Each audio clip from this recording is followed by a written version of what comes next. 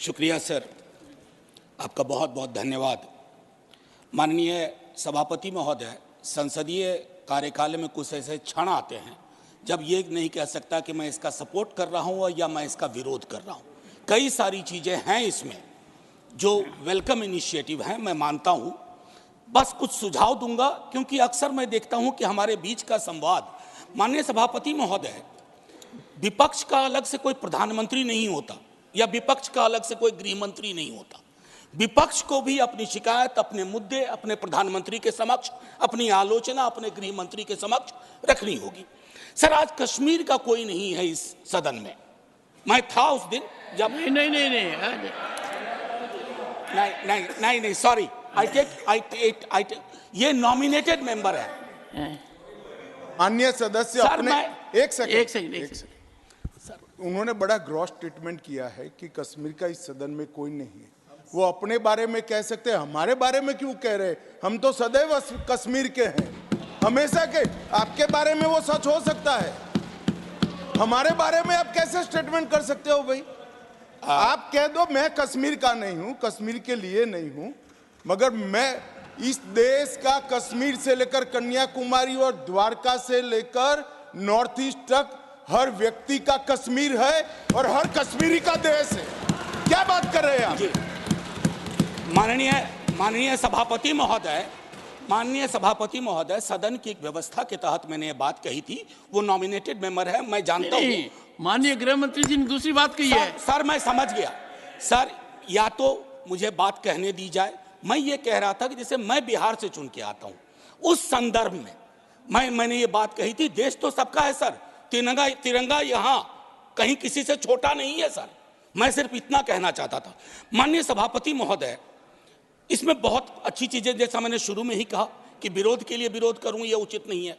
माननीय सभापति महोदय, महत्वपूर्ण है कि जब हम ये कहते हैं कि ये नॉमिनेशन होंगे, पहले तो मैं तारीफ करूं कि अंडर प्रिविलेज्ड के बदले एक शब्द जो कि कॉन्स्टिट्यूशनली वैलिड टर्म है, अदर बैकवर्ड क्लासेस, आपने उसका इस्तेमाल किया है, तारीफ के काबिल।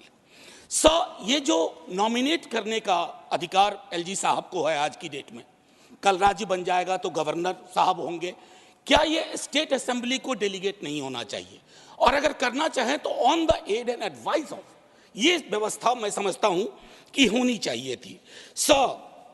तारतम्य थोड़ा टूटा है, लेकिन फिर भी मैं अपनी बात कहूं। आरक्षण को लेकर के भी हम पीस मील में करते हैं। हर सत्र में मैं देखता हूं कुछ बिल आते हैं। एक समेकित योजना पूरे देश के संदर्भ में हमें इसके लिए बनाने की आवश्यकता है, वो बहुत बेहतर होगा। आज 370 पे फैसला आया और सदन की जिम्मेदारी आज बढ़ गई है। उस फैसले के बाद सरकार की जिम्मेदारी बढ़ गई है।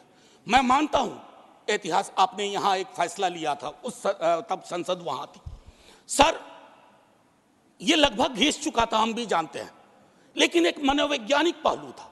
मैं आग्रह करूंगा सरकार से कि उस साइकोलॉजिकल हीलिंग की भी कोशिश होनी चाहिए, और ये हीलिंग हो सकती है सर।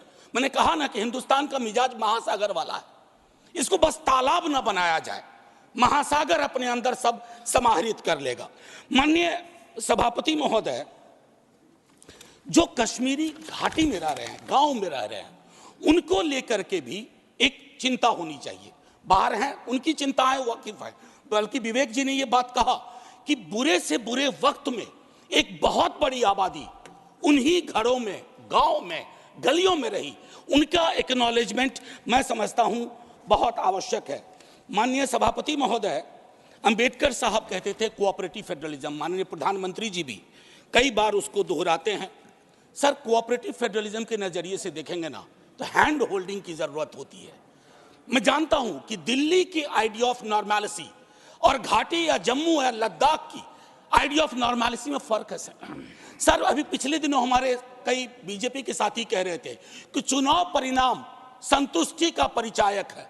फिर तो लद्दाख में भी एक चुनाव हुआ था सर। बस 1 मिनट लूंगा, चूंकि आपने पहले कहा था सर। एक आखिरी चीज कहूंगा कि पत्रकार, विद्यार्थी, शिक्षक सरकार की आलोचना करें, उसको देश की आलोचना ना माना जाए।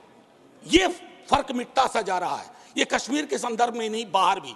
दूसरी चीज सर, दूसरे राज्यों में जो कश्मीर के छात्र रहते हैं उनको एक प्रोटेक्शन दीजिए और आखिरी चीज कहूंगा सर, बड़ी पीड़ा के साथ, कि खामोशी शांति का पर्याय नहीं होती है। शांति के लिए न्याय चाहिए, वो उतना ही कश्मीर के लिए दुरुस्त है जितना मणिपुर के लिए। जय हिंद सर। श्री ए